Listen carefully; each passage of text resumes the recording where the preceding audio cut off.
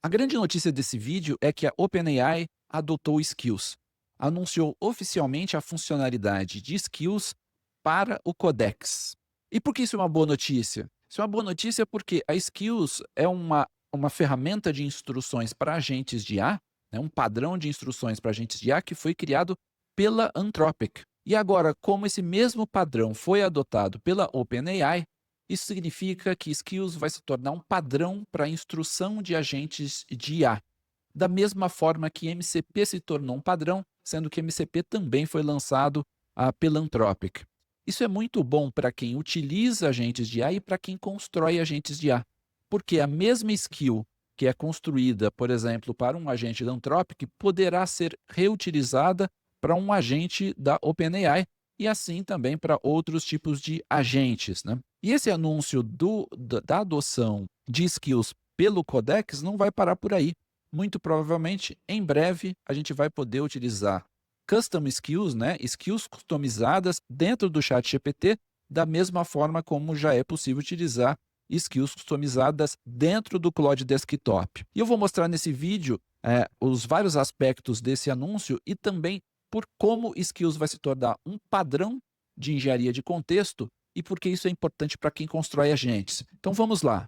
Vamos começar com uma curiosidade. Apesar do ChatGPT ainda não permitir skills customizadas, o ChatGPT já utiliza skills para algumas funcionalidades internas dele mesmo. Olha que interessante. Aqui, ó, eu vou pedir para o ChatGPT, como você pode ver aqui na tela, eu vou pedir para ele use o Code Interpreter. Para quem não sabe, o Code Interpreter é a ferramenta em que, no caso o ChatGPT, tem um ambiente que ele pode até programar e rodar comandos, né, como se tivesse uma máquina à disposição. Use o Code Interpreter para rodar o Bash, ls, home, OAI Skills. Então eu vou pedir para ele rodar e você vai ver o que ele vai retornar. Então ele tem dentro do ambiente Code Interpreter esse diretório aqui. Vamos ver o que ele vai retornar. Então eu vou pedir aqui para o ChatGPT e ele vai rodar, e ele vai rodar usando o Code Interpreter. Olha que interessante. Ele rodou e listou, olha, dentro desse diretório Skills, ele tem Docs, PDFs e Spreadsheets.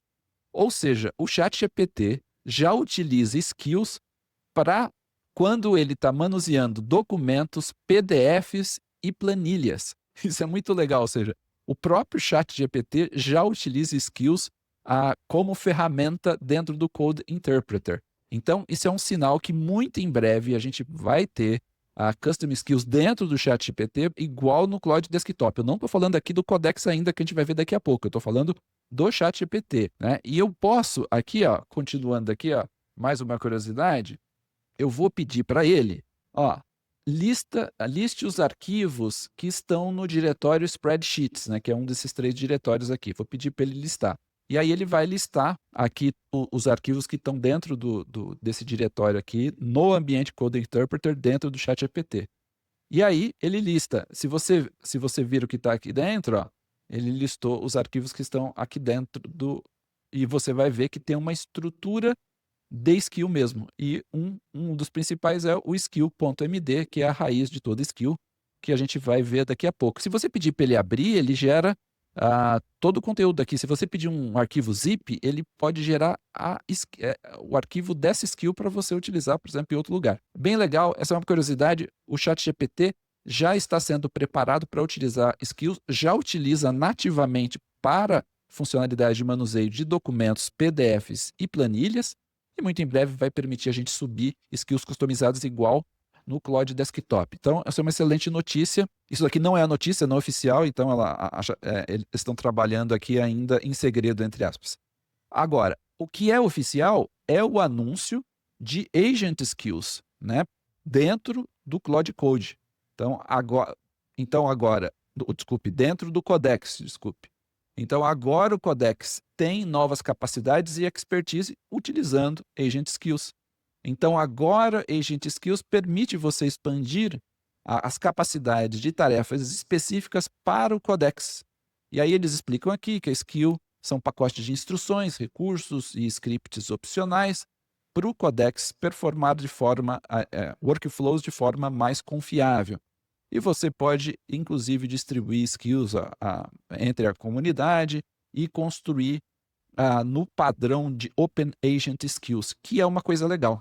E aí eles vão explicar aqui como utilizar skills dentro do Codex. Então, se você é um usuário do Codex, então vale muito a pena você já começar a utilizar skills. Então, sugiro ler o documento e já começar a utilizar skills no seu dia a dia se você é um usuário do Codex. Eu uso o Codex muito pouco, eu utilizo muito mais o Claude Code, mas se você utilizar o usuário do Codex, sugiro você a já começar a incorporar skills, que virou padrão, né, oficialmente. Agora, eles falam aqui que acho que é o ponto mais importante para a gente nesse vídeo, que é que eles falam do Open Agent Skills Standard, ou seja, agora nós temos, e aí eles dão esse link para esse site aqui, ó, então clica aqui, aí você entra nesse site aqui, ó, agentskills.io, ou seja, skills virou um padrão aberto. Olha que legal, virou um padrão aberto para agentes.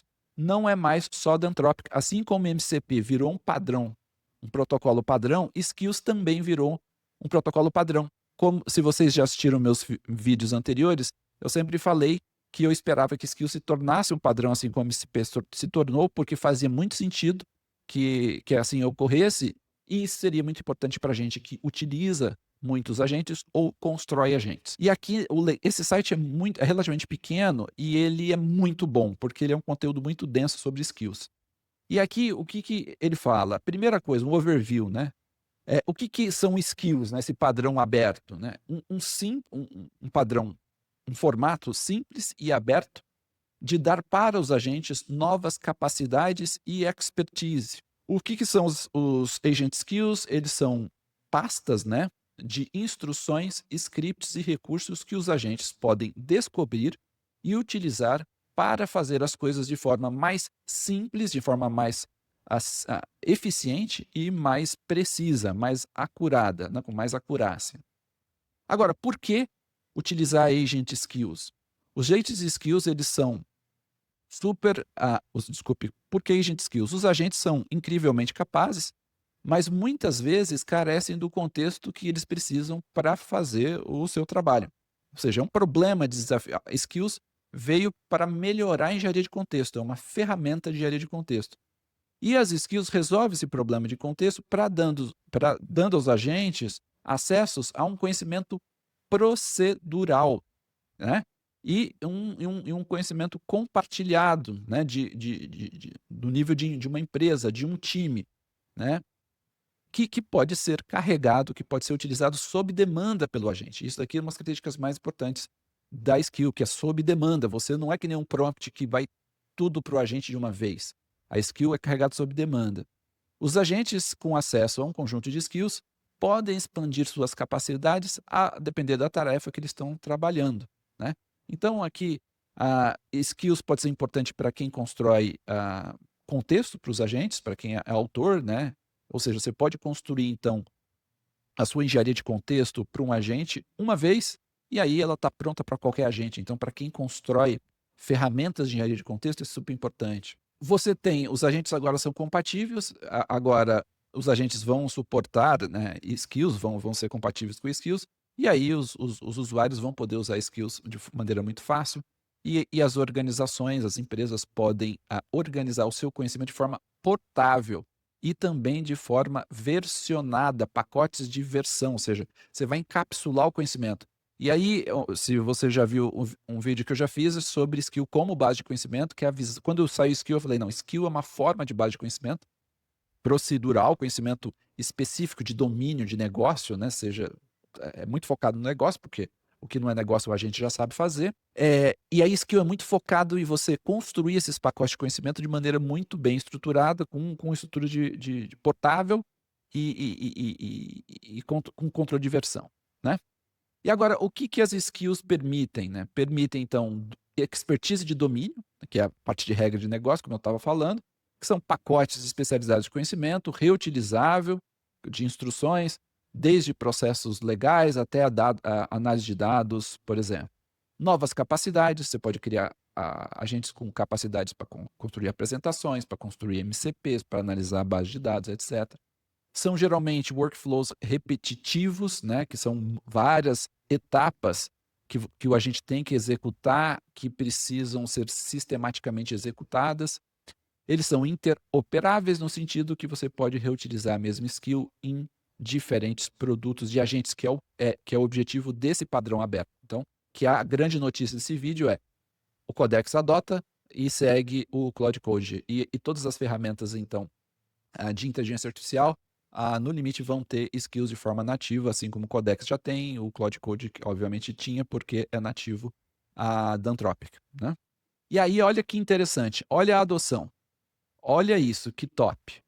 Agent Skills, né, eles são agora suportados pelas principais ferramentas de IA, OpenCode, Cursor, né? Olha aqui, todas essas daqui, algumas que eu nem conheço: GitHub, VS Code, Claude Code, o Claude, né, o Claude Desktop, e o Codex, que é esse anúncio, né? Open Development. As Agent Skills foram desenvolvidas originalmente pela Anthropic, né? Eles foram abertos em um padrão, elas foram disponibilizadas de um formato aberto, assim como o MCP, ou seja, isso é muito legal da Anthropic.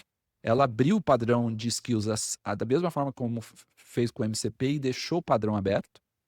E agora está sendo adotado por cada vez mais gente. Então, o padrão é aberto e para construir um sistema muito mais amplo. Isso daqui é uma notícia espetacular. Deixa eu interromper você rapidinho aqui no vídeo, apenas para passar um recado. Se você já segue o canal e ainda não se inscreveu, por favor, se inscreva no canal e ajude ao canal a ficar cada vez mais conhecido. E se você ainda não deixou o seu like desse vídeo e está gostando do conteúdo, por favor, deixe o seu like. E também, se você está gostando desse conteúdo, se você está utilizando skills no seu dia a dia, escreva nos comentários como que você está utilizando ou como você pretende utilizar skills. Me diga se você utiliza skills somente, por exemplo, dentro do seu agente, no Claude Desktop ou no Claude Code, agora também no Codex, ou se você já utiliza ou pretende utilizar skills também nos seus agentes, ou seja, nos agentes que você constrói, tá bom? Por favor, se inscreva no canal, deixe o seu like e também deixe o seu comentário de como você utiliza skills. Então, vamos lá para os próximos passos para a gente entender aqui alguns pontos críticos de como as skills funcionam e como esse ecossistema aberto vai funcionar e como você pode construir agentes com skill, qual a abordagem que você tem que fazer. Bom, as skills são uma forma muito leve, um formato aberto de você estender as capacidades dos seus agentes com conhecimento especializado e fluxo de trabalho, workflow. No seu core, né, no núcleo, a skill tem um folder, tem uma pasta que contém um arquivo Markdown, chama skill.md. E esse arquivo contém o metadado da skill. Lá no cabeçalho tem o nome da skill e tem a descrição da skill. E toda vez que o agente é chamado para executar a tarefa, ele tem a lista de todas as skills e tem só o nome e a descrição das skills já, vamos dizer, apendado no prompt. Então, assim, da mesma forma que o agente sabe a lista de ferramentas que ele tem à disposição, com skills ele sabe a lista de skills, ou seja, só o nome da skill e a descrição da skill. Mas ele não tem o conteúdo inteiro das skills, só sabe quais skills ele tem à disposição, né? A estrutura de toda skill é assim, como você pode ver aqui, basicamente, na raiz você tem um arquivo Markdown, que tem as instruções e o metadado, e aí você tem 3 pastinhas, né? Três diretórios. Scripts, onde você geralmente tem executáveis em Python ou JavaScript, para o agente utilizar o mesmo código para ter um padrão de execução de algumas tarefas. Você tem uma pasta de referências, onde o agente pode ter arquivos para buscar conhecimento a depender da circunstância, e também assets que são templates e recursos que não que o agente vai reutilizar. Por exemplo, você tem um template de PPT, ou você tem um template de HTML, você deixa aquele conteúdo ali. É diferente de referência, onde o conteúdo é que interessa, é uma documentação. A gente vai lá e lê o documento. Em assets, ele vai utilizar provavelmente para programar ou para modificar o arquivo em si. E o que é importante? A skill, ela tem, como que ela funciona? Ela tem um sistema de progressive disclosure, ou seja, um mecanismo de descoberta progressiva, para ela trabalhar de forma eficiente, para não entupir o contexto do agente. Então, se você pegar todo o conteúdo da sua skill e colocar no prompt, você, além de gastar muito token, você vai perder a performance do seu agente em termos de velocidade e precisão. Então ela tem o esquema de Progressive Disclosure. Então assim, quando o agente é iniciado, a API é chamada, né, no começo, os agentes apenas têm carregado o nome e a descrição de cada uma das skills, apenas para ele saber quais skills estão disponíveis e quando elas serão relevantes, porque ela não vai utilizar necessariamente todas as skills, talvez nenhuma delas. Então, a hora que a API é chamada, ele só tem a lista das skills e as suas descrições, assim como ferramentas, seja o mesmo conceito. Agora, tem um momento que ele ativa a skill. Quando uma tarefa é pedida para o agente e essa tarefa tem a ver com a descrição da skill, aí o agente pega e lê o arquivo Markdown skill. Então, nesse momento, ele pega e chama o arquivo, ele vai lá e lê o arquivo Markdown e vê o contexto. Somente o arquivo Markdown, que é esse que está na raiz aqui, ó, tá vendo? Esse cara está na raiz, ele vai lá, lê esse Markdown e vê a instrução. E esse arquivo Markdown tem que ter no máximo 5.000 tokens de contexto. Por isso você não pode pôr 50.000 tokens aqui e tal, e entupir a janela de contexto. Você põe só 5.000 tokens. Só que ele tem a descrição bem mais detalhada. No começo, na chamada da API, ele só tem a lista das skills e as descrições. No momento que ele precisa, dependendo da tarefa, ele chama e lê o Markdown. Só que o Markdown, ele deve ter a tabela de conteúdo, Table of Contents, que é uma tabela de conteúdo, ou índice do conteúdo, que dentro desse arquivo Markdown skill.md, ele pode apontar quando usar cada uma das referências, os arquivos de conteúdo, como ele vai ser utilizado e quais ativos ele pode utilizar.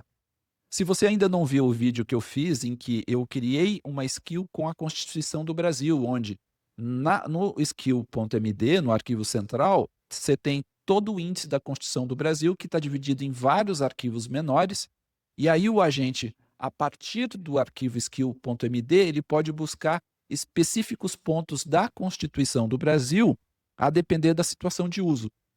Por quê? Porque ela tem um mecanismo de Progressive Disclosure. Ele não vai ler todas as referências dos assets, ele não vai fazer isso. Ele só vai, quando ele precisa e ativa, ele lê só skill.md e vê se ele precisa ou algum script, ou alguma referência, ou algum asset, algum ativo para executar. E aí o agente segue as instruções, sejam instruções de script ou a busca em algum recurso ou ativo que ele precisa, ou script, etc. Bom, esta abordagem permite os agentes, então, serem rápidos e dando a eles acesso a mais contexto sob demanda. Por quê? No limite, a skill pode ter um tamanho gigantesco, porque como o agente não vai subir a skill toda na janela de contexto e cada arquivinho vai ter 5.000, no máximo 5.000 tokens, então ele tem a tabela de contexto, então ele vai na skill, lê o conteúdo da skill, vê se ele precisa de um documento específico, vai lá e pega e lê só o documento que ele precisa. E esse mecanismo, então, de descoberta progressiva permite a ele trabalhar de forma muito eficiente. Observe que aqui não tem RAG, né? Aqui é uma estrutura de documentação hierárquica, que é uma base de conhecimento, né? Sem RAG, que eu já falei em outros vídeos também, que é um mecanismo que eu já vendia antes como o padrão de você construir agentes. Só que agora com skill, isso virou um padrão muito mais organizado, muito mais bacana, e os agentes já vão entender isso de forma nativa. Então, antes você tinha que utilizar mecanismos de ferramenta, etc. Era menos preciso. Agora ficou melhor ainda e fica muito mais preciso que RAG. Lógico que RAG pode ter algum uso em alguns casos específicos, mas cada vez menos. Com skill, RAG se torna, na grande maioria dos casos que eu imagino de aplicação para negócio, eu consigo imaginar pouquíssimos casos em que RAG ainda é necessário, tá? Bom, o arquivo skill.md, ele tem que ter um cabeçalho, como eu já falei, que tem que ter o nome e a descrição da skill. Esse é o único conteúdo que vai no prompt, para a gente saber quais skills estão disponíveis, e todo o restante do conteúdo da skill, que são as instruções de fato e referências, que é o Table of Contents, que é o índice, para os outros documentos dentro da skill, scripts, etc., está aqui dentro do corpo, né? Bom, então a skill tem toda a estrutura, ela tem que ter self-documenting, no sentido que ela tem que referenciar todo o conteúdo dela mesma, para que o agente possa navegar no conteúdo. Elas têm que ser extensíveis, tem que ter toda a complexidade já inclusa dentro dos ativos, dos scripts e dos templates. Ela tem que ser portável. Então, ela basicamente scripts são apenas arquivos e elas devem ser fáceis para editar, versionar e compartilhar. Então, essa é a estrutura das skills, a estrutura básica delas. Agora entra uma parte muito legal, que é a especificação, né? Como que é vamos dizer assim, o padrão dessa estrutura para a gente colocar nos agentes. Esse documento define, então, o formato, então você tem o formato, então, o nome da skill, aí na raiz você tem o skill.md, que é o arquivo Markdown. Você, no cabeçalho, tem que ser um front maker, que é o nome e a descrição. E você pode colocar mais informações além do nome e a descrição, como licença, se esse skill você pode ter direito de propriedade e tal, qual a licença que você achar. E você pode colocar metadado, coisas específicas que você queira colocar, versão, autor, etc. Você coloca aqui dentro, tá bom? E aí você, então, tem todo um padrão para cada um desses campos que ficarão no cabeçalho. E aí tem alguns detalhes aqui, eu não vou passar em todos os detalhes. E aí você tem os diretórios opcionais da skill, que são, antes dos diretórios, no conteúdo da skill, no corpo dela, tem que ter instruções step by step. Importante, skills são feitas para terem instruções procedurais. Então coloque instruções muito bem detalhadas, step by step, exemplos de input e outputs, e exemplos com casos muito específicos, né? E aí você pode ter 3 diretórios com os scripts, que geralmente são os executáveis, que o agente pode reutilizar, JavaScript ou Python. Referências, que são os arquivos que você vai detalhar um conteúdo muito grande, como eu fiz no vídeo da Constituição do Brasil, em que eu peguei a Constituição, dividi em vários pedaços pela Constituição do Brasil, usei uma própria skill para fazer esse processo. E aí, dado que no arquivo principal da skill ele tem um índice, o agente pode buscar somente o que ele precisa, né? Isso daqui geralmente é domínio específico, como ele fala aqui. Finanças, legal, operações, etc. E tal. E aí você tem os assets, que geralmente são templates, documentos, configuração, imagens, diagramas, exemplos, arquivos de dados para esquemas ou tables de lookup, né? É Progressive Disclosure. O que significa isso?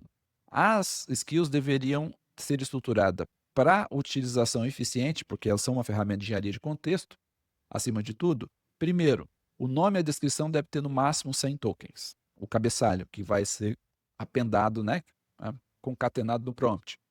As instruções, que é o corpo da skill, no máximo 5.000 tokens. E os recursos, né, conforme necessário, os arquivos, etc., eles serão carregados apenas quando necessários. E assim, mantém a sua skill com no máximo 500 linhas. Quaisquer detalhes a mais você deve quebrar em referências dentro de arquivos separados. E cada arquivo, coloque cada arquivo com menos de 5.000 tokens. Eu mostrei isso também no vídeo em que fiz a skill da Constituição do Brasil, ok? Aí você tem as referências, por quando você vai construir a skill, no corpo da skill você pode referenciar cada um dos arquivos para ele se achar dentro da skill para rodar e ler os arquivos conforme for necessário e também os comandos para rodar os scripts. Lembrando que a skill só funciona porque o agente tem um ambiente, ele tem um ambiente ali, um container que ele pode rodar código, né? Então, esse é um ambiente diferente, não é simplesmente uma chamada de LLM, é uma chamada de LLM mais um ambiente que o agente pode executar código. A validação, e aí você pode ter até o mecanismo de validação que eles colocam aqui. E por fim, a parte muito legal é como você integra skills no seu agente. Então assim, eu não tem como subestimar a importância da skill, tá, gente? Assim, eu considero skill talvez a grande revolução de engenharia de contexto para agentes de 2025, que será consolidada em 2026.